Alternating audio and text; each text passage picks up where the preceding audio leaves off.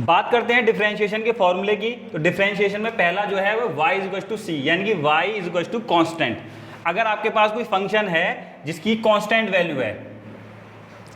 तो कांस्टेंट का स्लोप की अगर मैं बात करूं तो कांस्टेंट का स्लोप क्या होगा, या इसके चेंज की बात करूं, हम कह रहे हैं कि अगर ये x के रेस्पेक्ट में जो है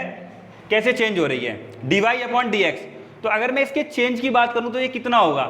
भाई क्वांटिटी जो है वो आपकी कांस्टेंट है, तो उसमें तो कोई चेंज होगा नहीं, तो सिंपली जो उसका डिफरेंशिएशन है वो क्या आएगा, जीरो। कि अगर आपके पास कोई कांस्टेंट क्वांटिटी है तो उसका आपका जो डिफरेंशिएशन होगा वो होगा जीरो। सिमिलरली अगर हम बात करें जैसे इसमें अगर सवाल देख लें एक, कि आपके पास सवाल दे रखा है y इज टू 5, आपसे कहा जाए इसका डिफरेंशिएशन निकालना है, तो simply dy upon dx is equal to 0,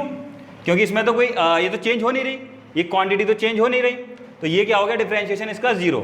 similarly दूसरा फॉर्मूला अगर आए y इज टू एक्स की पावर n, तो उसका जो डिफरेंशिएशन होगा n बार ले लीजिए x की पावर n माइनस के 1, ये इसका डिफरेंशिएशन हो गया। इस पे सवाल देखें कि आपके पास अगर दे रखा है कि एक फंक्शन है y इज टू एक्स की पावर 5,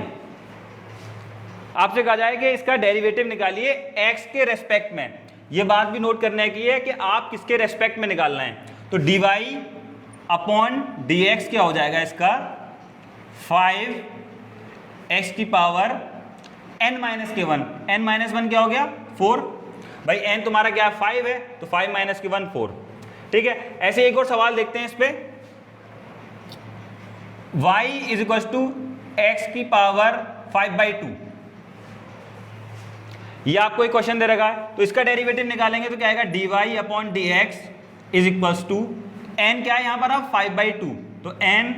5/2 और x की पावर n माइनस के 1, यानी कि 5/2 माइनस के 1, जो कि हो जाएगी आपकी फाइनली 5/2 x की पावर कितना निकल के आएगा 3/2। ये सिंपल जो है इस फॉर्मूले से आपको जो है, अगर ऐसा इस टाइप का कोई फंक्शन दे रखा है और आपसे कहा जाए कि इसका डेरिवेटिव निकालिए, तो सिंपली क्या करेंगे, n x की पावर n इसका जो है जनरल फॉर्मूला है उसका इस्तेमाल करेंगे और आपके पास आंसर आ जाएगा। अगर मैं इसकी बात करूं y is to u plus v, u plus v का मतलब अगर आपके पास दो फंक्शन अलग अलग हैं और वो ऐड हो रहे हैं, तो उस कंडीशन में आप सेपरेटली उन दोनों को डिफरेंशिएट कर दीजिए, ठीक है, तो आपका फाइनल डेरिवेटिव आ जाएगा। सवाल देखते हैं कि y is equal to 3x square plus 5x की पावर 3/2 प्लस 4। अगर आपके पास ये कोई फंक्शन है, आपसे कहा जाए कि इसका डिफरेंशिएशन निकालिए x के रेस्पेक्ट में, तो आप सिंपली क्या करेंगे, dy अपॉन dx, इन अलग अलग फंक्शन है, ये ऐड हो रहे हैं, इनको अलग अलग डिराइव करेंगे, डेरिवेटिव इनका अलग अलग निकालेंगे। तो इसका अगर देखें तो 3 के साथ इसको करेंगे, ये तो कांस्टेंट है तो ये तो बाहर रहेगा। अब इसका डेरिवेटिव देखें तो क्या है, x की पावर n, तो उसको निकालेंगे तो n तुम्हारा क्या है 2 और x की पावर n माइनस के 1, जो कि हो जाएगा 2 माइनस 1 प्लस, यहाँ देखें 5 x की पावर 3/2, तो यहाँ पर n क्या है 3/2, तो 3/2 आपका बाहर आ जाएगा, और x की पावर 3/2 माइनस 1 प्लस, ये कांस्टेंट क्वांटिटी है और कांस्टेंट क्वांटिटी का जो डिफरेंशिएशन है वो क्या होगा आपका 0।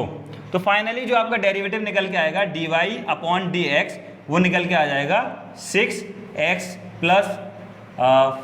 15/2 x की पावर 1/2, ये आपका इस कंडीशन में डेरिवेटिव निकल आएगा। यानी कि अगर आपके पास कई फंक्शन ऐड हो रहे हैं तो उनको सेपरेटली आप जो है डेरिवेटिव निकालेंगे।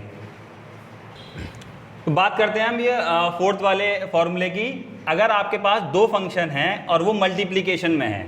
ठीक है, तो उस कंडीशन में उसका डेरिवेटिव कैसे निकालेंगे, तो उसके डेरिवेटिव निकालने के लिए आप देखिए कि यहाँ लिखा है dy upon dx u dv upon dx plus v du upon dx। मतलब क्या हुआ कि आप एक फंक्शन को एज इट इज रख दीजिए, एक को फर्स्ट मान लें और दूसरे को सेकंड मान लें। तो एक फंक्शन को किसी को एज इट इज रख दीजिए, उसका डेरिवेटिव मत कीजिए, और जो बचा हुआ है तो यानी कि first function derivative of second function, यानी कि एक का ड्राइव कर दीजिए, डेरिवेटिव निकाल लीजिए। फिर प्लस जिसको आपने डेरिवेटिव कर दिया था उसको आप एज इट इज रख दीजिए, और जो रह गया था उसका डेरिवेटिव निकाल लीजिए। तो ये आपका जो है प्रोडक्ट रूल के लिए जो है ये आपका फॉर्मूला निकल के आ जाएगा। तो एक सवाल देख लेते हैं इस पे। जैसे आपके पास एक फंक्शन है मल्टीप्लीकेशन में x e की पावर x, तो e की पावर x का अगर मैं बात करूं जैसे, तो इसका जो डिफरेंशिएशन होता है, अगर आपके पास e की पावर x है तो इसका डिफरेंशिएशन भी यही निकल के आता है, e की पावर x ही होगा इसका डिफरेंशिएशन, ठीक है। अब ये दो अलग अलग फंक्शन, दो फंक्शन है आपके पास और जिनका प्रोडक्ट हो रहा है, तो इसका डिफरेंशिएशन निकालेंगे तो dy अपॉन dx, जैसे उसके हिसाब से जाएं, first function derivative of second function, तो इसमें पहला फंक्शन हमने x मान लिया, दूसरा e की पावर x मान लिया। किसी को भी पहला मान सकते हैं, दूसरे किसी को दूसरा मान सकते हैं, ये जरूरी नहीं है पहला इसे ही मानना है दूसरा उसको मानना है। तो पहला फंक्शन को हम एज इट इज रख दें, इसको हमने पहला फंक्शन मान लिया, इसको दूसरा मान लिया, और दूसरे फंक्शन का डेरिवेटिव कर दें, तो d over dx of e की पावर x प्लस, अब जिसका डेरिवेटिव हो चुका है उसको हम एज इट इज रख देंगे और बाकी जो बचा dx अपॉन dx, ये आपका जो है फाइनल आंसर आ जाएगा इसका। यहाँ देखेंगे x, इसका जो डेरिवेटिव होता है e की पावर x का, वो e की पावर x ही होता है प्लस e की पावर x, और dx अपॉन dx 1, तो that is the derivative from the product rule. ये आपका प्रोडक्ट रूल से डेरिवेटिव आ गया।